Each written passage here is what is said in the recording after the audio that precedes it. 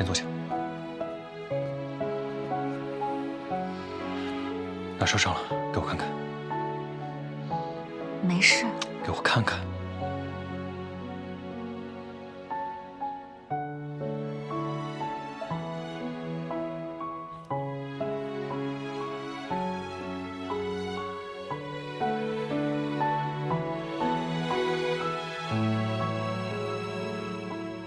还疼吗？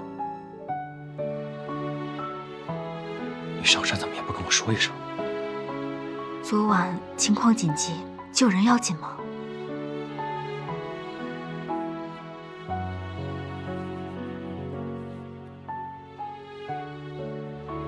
少年说过了，但真没想到，你居然还是扬州的富家小姐。其实，离开扬州，换个环境也挺好的。自从我来了军营，我才知道，这个世界有这么大，我能做的事情有这么多。现在，我都没有刚来的时候那么想家了。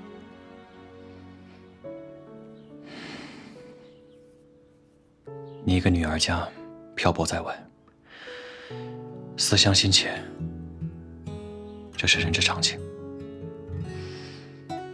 冰烟，我想先送你回将军府。不，那我会被闷死的。那我先派人把你送回扬州。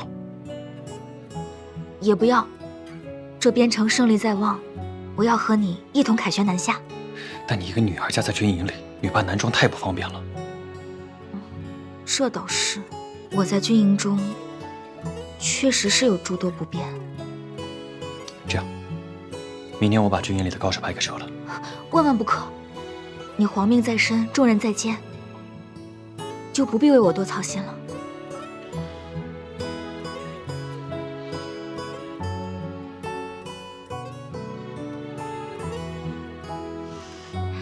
我呢，会趁着养伤之机，好好的想个主意的。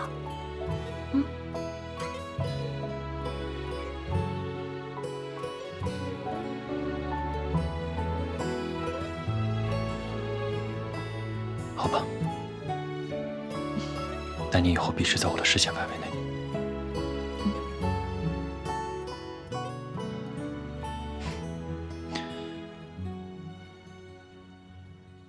兄弟们，我们入驻边城，与敌交战，屡战屡胜。一靠兄弟们勇猛善战，二靠本军纪律严明。军纪第6条规定，女子不得擅入军营。可是最近，竟有大胆女子混入军营。女子来军营。大哥，咱这没什么女子。这个女子不是别人，正是本将从扬州娶到荆州的新夫人。带上来。杜宾。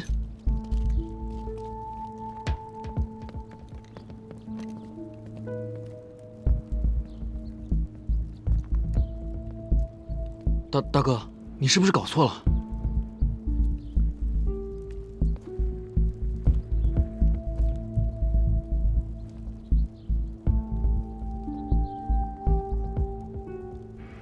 别怕。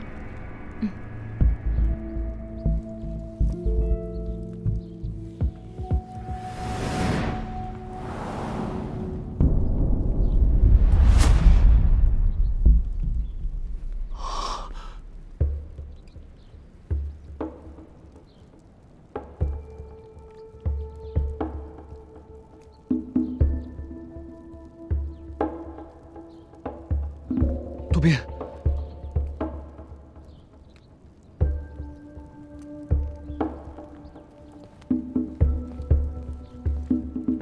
按照军规，女子私入军营，斩！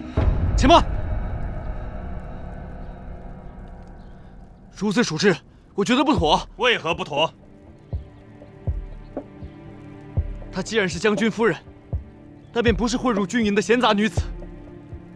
况且，自从踏入军营以来，献巧技、救伤员，大哥，就连你身上的剑伤都是人家日夜操劳、精心呵护之后才照顾好的。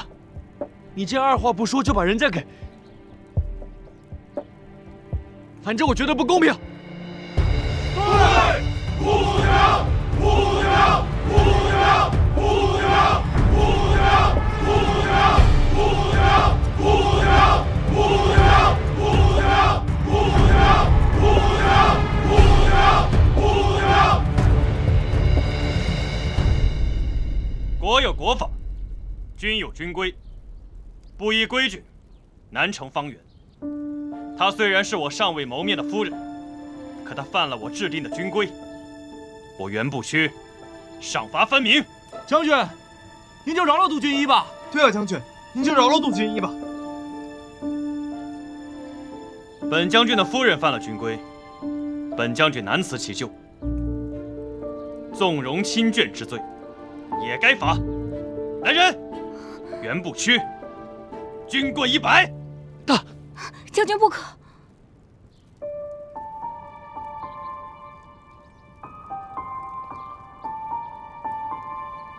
你是我的夫人，我们本就是一体，我怎么能让你独自承受？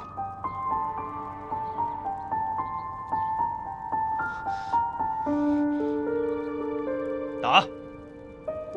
将军，动手！得罪了将军。春风绵绵，拂一叶扁舟轻轻。雨打芭蕉，不及耳边的叮咛。一座城，一身情，一曲相思锁一心。梦里桃花片片散落奔月明。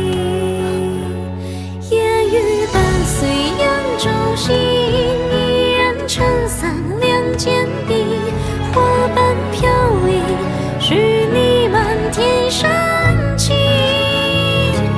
夜雨无声人有情，不负真心，不负雨，不负人间，亦不后情。将军，老朽乃义军之军师，最是遵守军纪。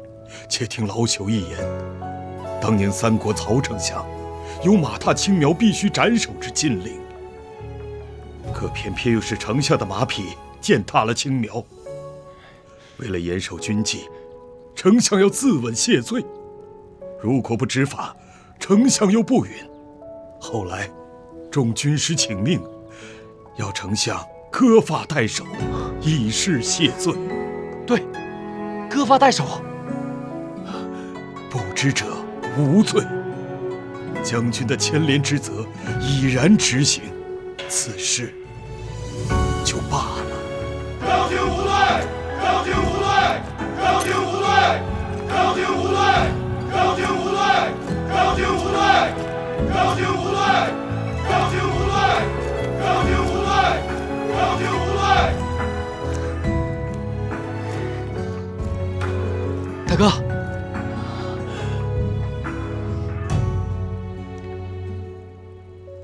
好，今日我就效仿三国曹孟德。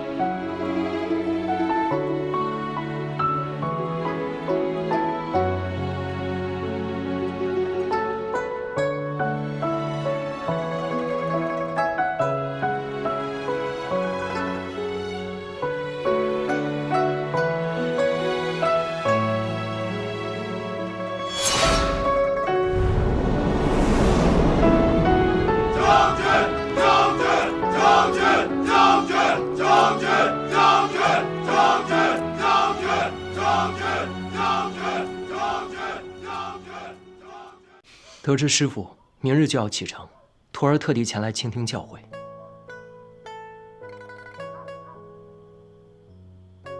其实别的也没什么，只是那人阴险狡诈。你和玉壶虽然多次挫败他的阴谋诡计，但也不可总是兵来将挡，水来土埋，迫于招架。应该让你的祖母早日看清他的阴险嘴脸。师父言之有理，不过此人在祈福蛊惑人心已久，奶奶对他深信不疑，恐怕这逆耳之言听不进去啊。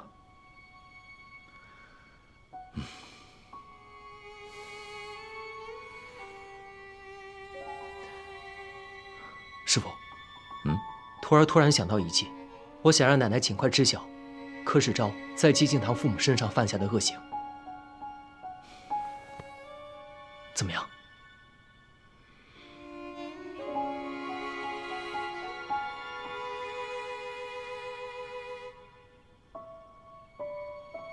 好计，天磊，我走了之后便可使此计。敬堂感念公子能出此计谋，恳请三公子早日为我九泉之下的父母报仇伸冤。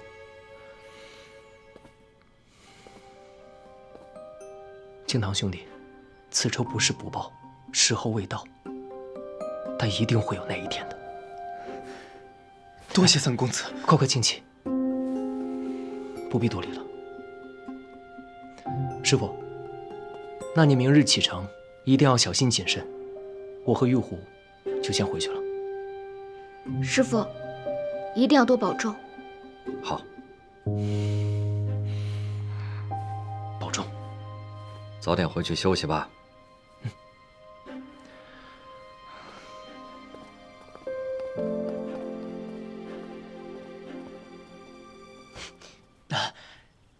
干爹干娘早点休息，我便先走了。你也早点休息。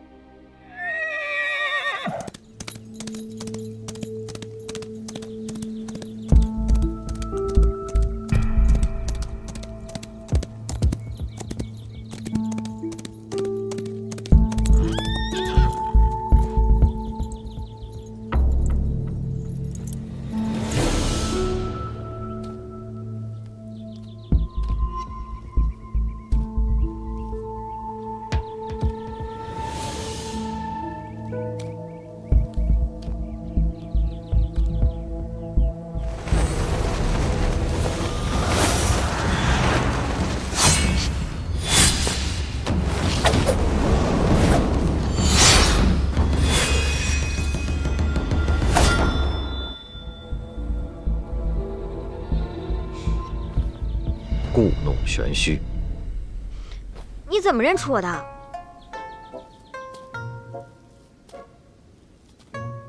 你化成灰啊，我也认得出来。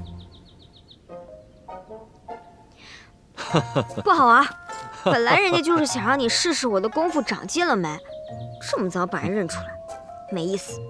我早就知道你一直跟着我呢。怎么，真的要跟我一起去边城呢？那当然了，我从不说二话。可人家军营中有规定，不许女子入内。那我不住军营，我们到军营旁边找个房子住。那是军营，旁边哪有房子呀？反正我不管，你上哪我就上哪。我是真拿你没办法呀。你答应我去啦？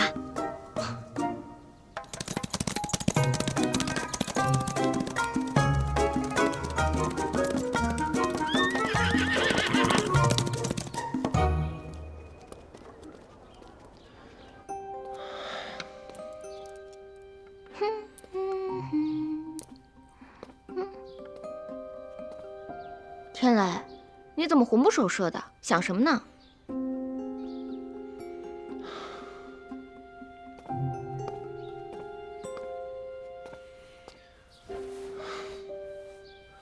虽然师父也赞同我们的计策，用这个方法，不仅可以让奶奶知道寂静堂一家被陷害之事，也能让她知道柯世昭的真实为人。那有什么好顾虑的？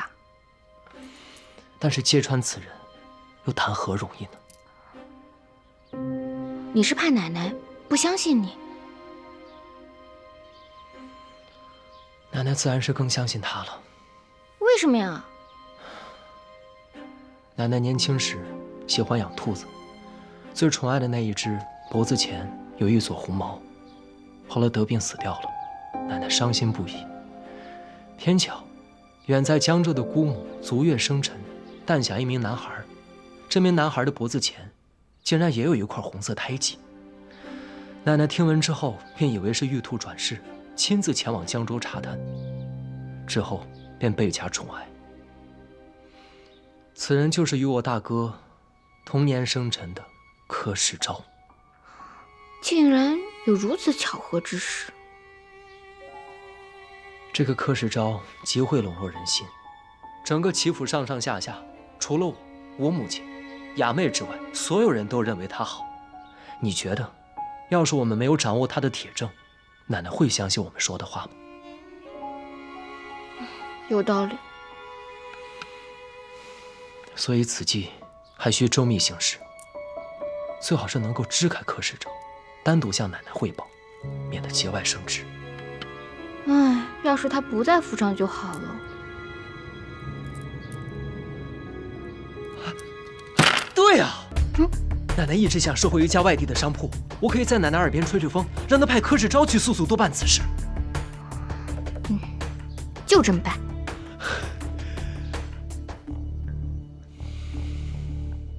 柯少爷，听说你要出门啊？老太君吩咐的事，不得不去。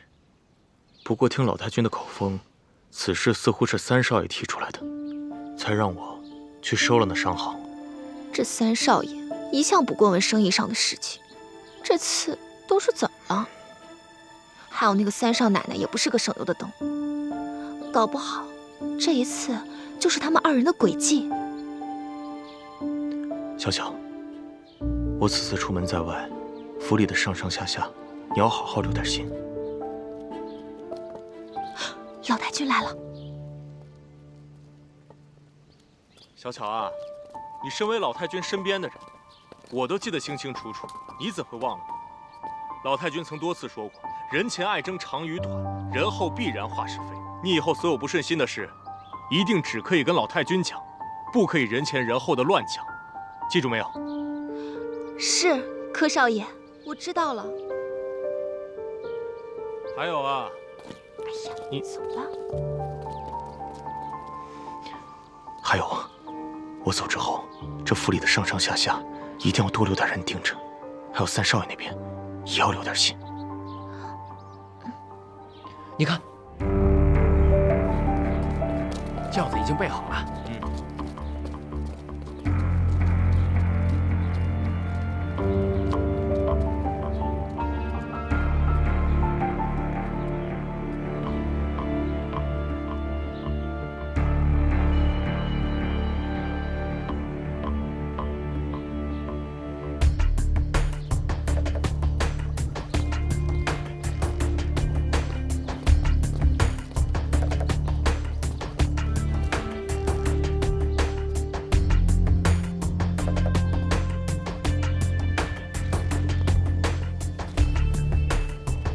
少爷，您的包袱。来，起轿，走了。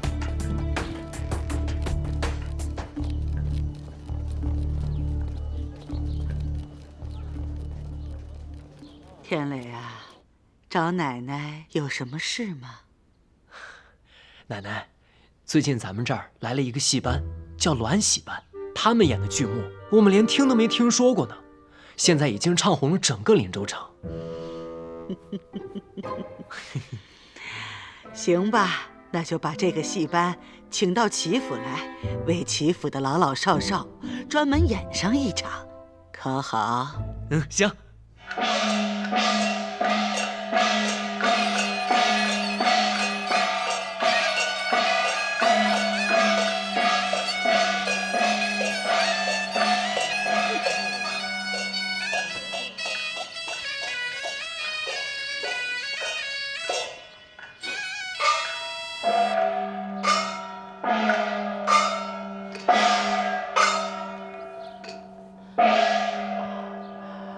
而老爹娘在此休息片刻，待去早晚随来。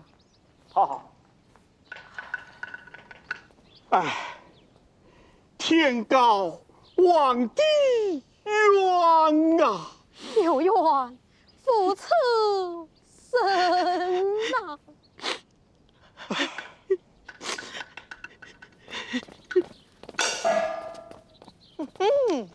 你们逃得出江州，却逃不出我的手掌。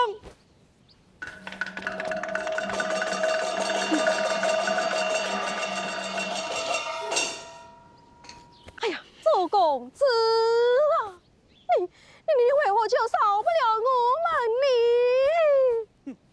阴曹地府，讲理去吧！上。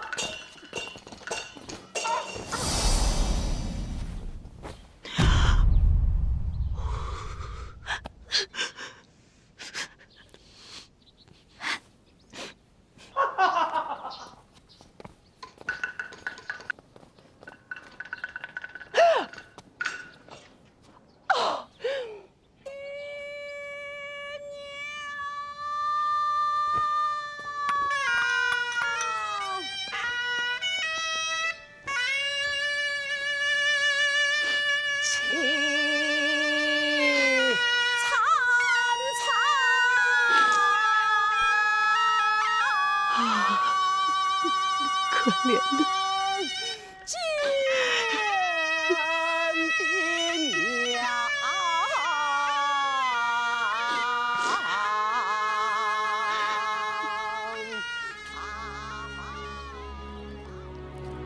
哎呀，好了，奶奶，您别哭了，这哭坏了身子可不好。奶奶，您觉得这出戏如何？这个戏是不错，就是太苦了点儿。哎，这个戏叫什么来着？叫《丁郎恩仇记》。那个演丁郎的小生啊，唱功不错，做工也不错。奶奶，您有所不知，这位丁郎可是确有其人，这出戏也是真的。哦，你是怎么知道的？这丁郎是我朋友的一位亲戚，现在就住在我朋友家里。哎呀，这可怜的丁郎啊！奶奶，您想不想见见这个丁郎？也好，改天你把他带到齐府来，咱们好生的安抚安抚。好，那我明日便去请他来。奶奶，那你就不能伤心了。好。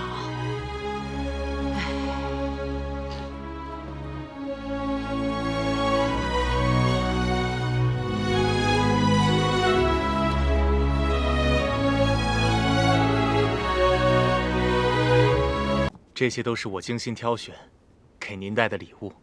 以后啊，就别花这个钱了。还有，各方亲戚，不要再送什么土特产。今天呢，这2罐茶叶我收下，其他的你帮我送到江州你母亲那儿，就说是我送给她的礼品。是，外祖母，都听您的便是。来，喝茶。坐下吧。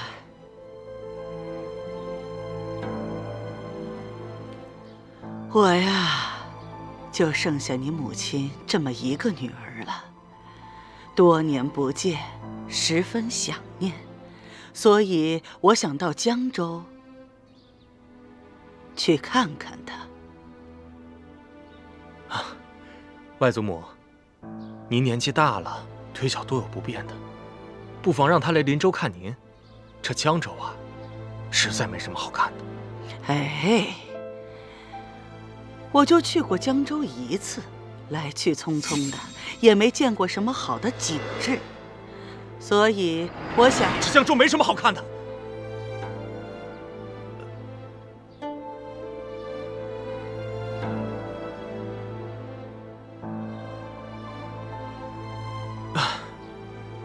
外祖母，实话跟您讲，这江州的确是我的故乡，虽然不算是什么风雨之乡，但确实也是一个富庶之地啊。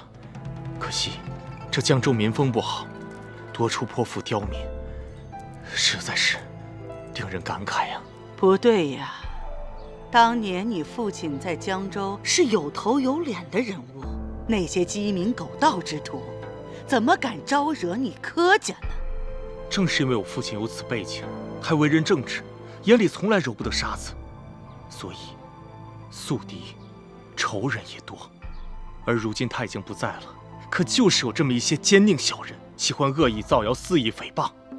就这样，一传十，十传百的，我们柯家这好好的名声，全都给传坏了。原来江州是这么一个情况，看来此事也不可听一面之词，还需从长计议。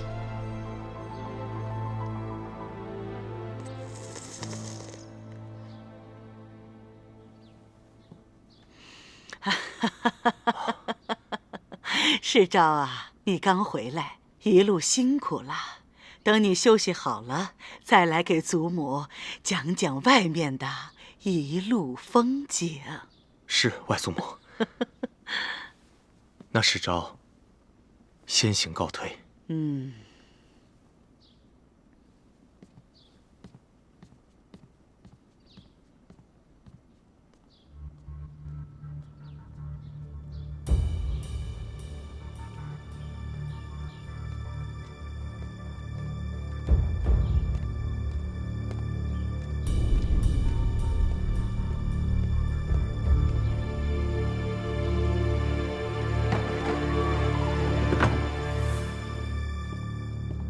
柯少爷，您找我。老关，我正好有事情要吩咐你，请讲。江州有一位瞎眼老妇乞丐，我要你带着兄弟们暗中查访，找到最好的时机，除掉他。明白。所以，老太君信了吗？方才老太君找柯世昭问话，柯世昭出来只是神色坦然。根据推算，奶奶并不相信寂静堂所说的。捉贼拿赃，奶奶不信，我们就把证据摆在她面前。对呀，这寂静堂是受害者，奶奶不相信；但若是把瞎眼老太找来做人证，岂不是铁证如山？奶奶自然就信了。只是这老太太在山高水远的江州，我们被困在宅子里，出也出不去啊。我有办法。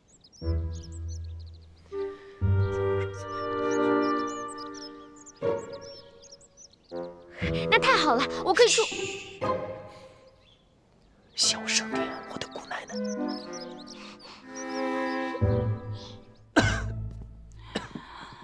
天磊，奶奶来了。别起来，别起来，快坐下，坐下。哎呀，你是不是旧疾又犯了？奶奶放心吧，没事的。一定是前段日子他太累了，累病倒的。奶奶不碍事的。最近天气闷热，孙儿胸口憋闷。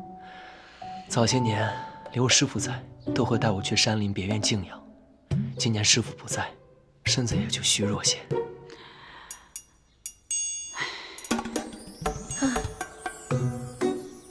哎，奶奶，要不就由我陪着天磊一起去别院小住几日。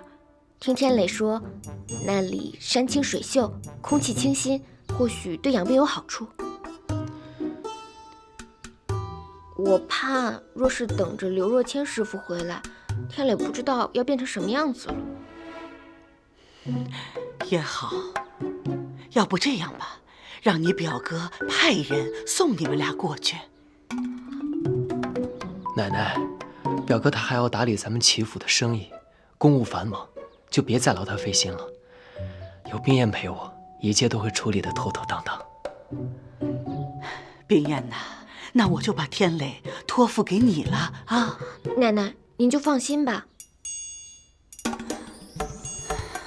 哦，对了，奶奶，我见叶生妹妹整日闷在房里，能不能把她也带上啊？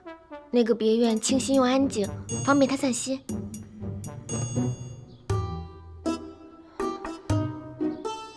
行，行。